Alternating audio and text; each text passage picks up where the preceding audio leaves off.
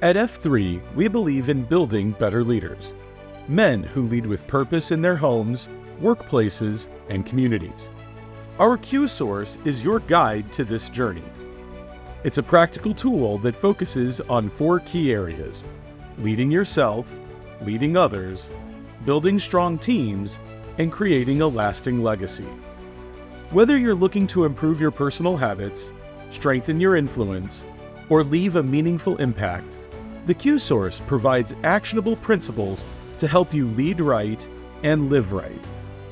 Join us in transforming leadership one step at a time.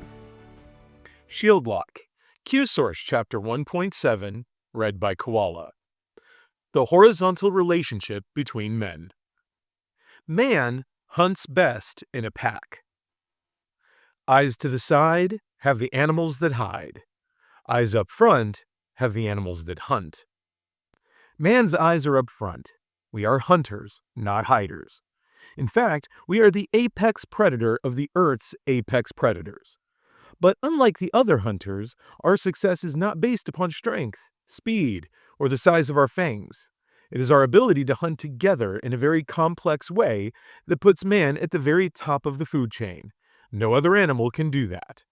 Some animals, like wolves, do hunt in packs, because they have evolved to be more successful that way. But their focus is solely on their prey, what they can see before them with their eyes up front. When they claim their prey, it is distributed along a vertical pecking order, starting with the alpha male of the pack. The man pack hunts differently.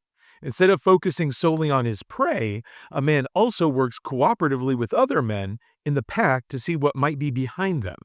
He recognizes that his eyes up front can only see from 9 through 12 to 3 o'clock. He is blind to his 6, unless another man watches it for him. After all, what good is the hunt if the hunter himself is taken by something that sneaks up on him from a place that he by himself cannot observe? No man can see his own 6. Having hunted as a part of a team, man also distributes the catch that way. Instead of vertical distribution driven by status, man shares the bounty horizontally in recognition of the value each member brings to the overall success of the effort.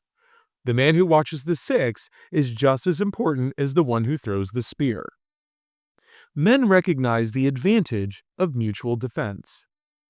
Man the hunter is also born hardwired to protect himself and his loved ones from other hunters. Recognizing strength in numbers, we combine into communities for our mutual protection from aggression. When threatened, we lock our individual shields together into a defensive wall to repel the invader. While both threat and defensive means have evolved throughout history, this elemental fact of who we are has never changed. The him locks his shield with other hims to protect the people behind the wall. A healthy community will have multiple shield locks, groups of 3 to 5 men who form horizontal relationships that protect and enrich us all. The him recognizes his shield lock as an essential relationship within his concentrica and one of his most important teams. He takes great care in nourishing it, as he knows he can neither hunt nor defend alone. Acceleration of the shield lock requires preparedness. A man who takes his wife for granted must confront her unhappiness when he gets home at night.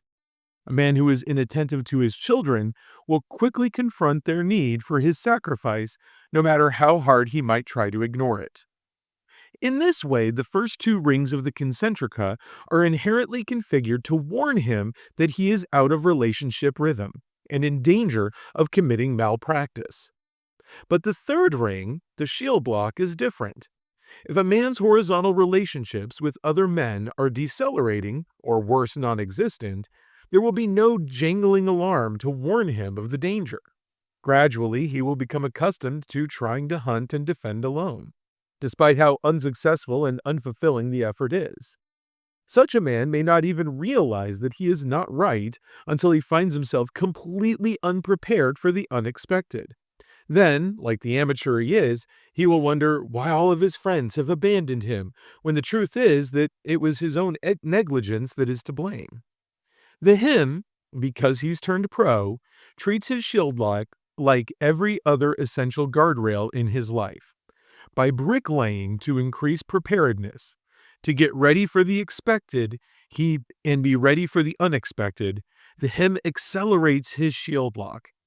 This starts by viewing the shield lock as a team rather than a club. There are two vastly different organisms that only look similar from the outside. A club is a loose combination of people seeking companionship. Its only real requirement for existence is some means by which it satisfies its participants' desire to briefly combine. With a club, it is the companionship that is important, not its purported premise. So, for example, while the premise of a book club is that its participants read a particular book and then meet to discuss it, the actual reading of the book is not nearly as important as the meeting itself. If a participant doesn't get around to reading the book, he would still be welcome at the meeting because the actual point is companionship, not reading. Likewise, the concept of companionship itself is very flexible within a club. The meeting could be virtual, if that satisfies the participants' desires for companionship. In fact, for some poor souls, a virtual meeting might be about all the companionship they are prepared to handle. Clubs serve a very important purpose within the community, and it is not the intent here to denigrate them, but only to distinguish them from a team, for the benefit of a him who is seeking to accelerate his shield lock. The shield lock is a team, not a club. A team is a proximate combination of two or more people formed to perform a specific mission for the benefit of a community, an organization, or both. Whereas a club exists solely to facilitate companionship, an effective team is governed by the rule of 3P, meaning that its members must be in proximity, have purpose, and meet periodically. Proximity requires physical nearness. The shield lock will not function if its members are geographically disparate. While men no longer literally interlock their shields to fight, the metaphorical battle still requires physical contact. Teams are founded upon trust, and trust waxes and wanes in direct proportion to physical distance. Trust is hard to build and maintain, and the farther away another man is, the harder it is to trust him. The shield lock also has a purpose beyond mere companionship. It is the means by which we fight the flux, which is the emotional reaction to the peaks and valleys that appear throughout a man's life. When things go well for the amateur, he is happy and thinks the good times will roll on forever.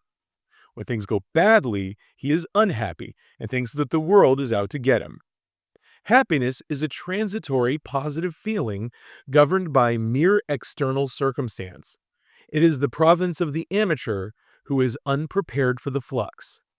The pro, through preparedness, gets ready for the flux because it is expected, and he also stays ready for its unexpected aspect, timing. He never knows precisely when to expect the next peak or valley. By locking shields with other men, the him hedges his brother's peak against his own valley, and vice versa. He knows that his valleys will tempt him to the flux, and that he will need the strength of his brother's peak to maintain acceleration.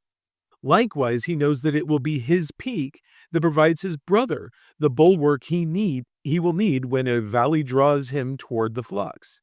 This, not companionship, is the ultimate purpose of the shield lock, and its primary distinction from a club.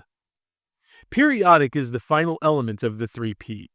The shield lock must come together periodically to be effective. For the him, this is a form of preventative maintenance. The amateur waits until the needle is on empty before he stops for gas, but the pro fills his tank periodically, regardless of where his needle is pointing at any given moment. By meeting periodically, the members of the shield lock recognize each other's incipient valleys and proactively initiate the fight against the flux as a team. In this way, the shield lock parcels out the pain felt by the man in the valley and bears it together as a team. Pain is finite. The more it is parceled, the easier it is to bear.